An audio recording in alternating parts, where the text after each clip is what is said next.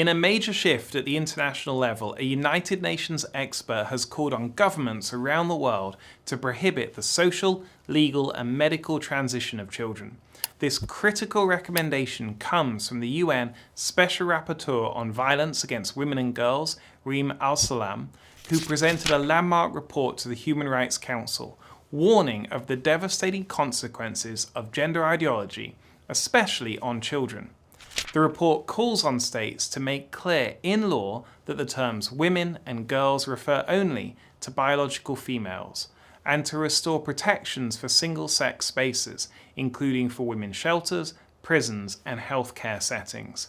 Crucially, the report urges governments to prohibit the social, legal and medical transitioning of children, including puberty blockers, cross-sex hormones and irreversible surgeries.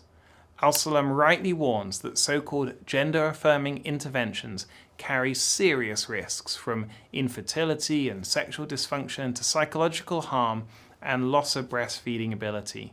And she's not alone. From Sweden to Chile, from the UK to Brazil, governments are now rolling back radical gender policies, recognizing that the irreversible harm done to children in the name of ideology. This report is a turning point.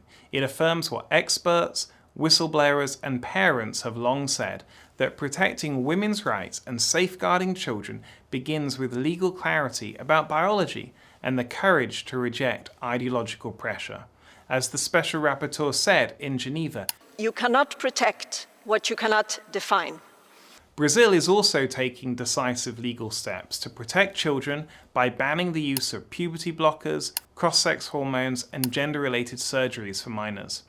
ADF International has submitted a Friend of the Court brief to the Supreme Federal Tribunal in support of the medical body that aims to prevent the use of irreversible and experimental medical practices on children.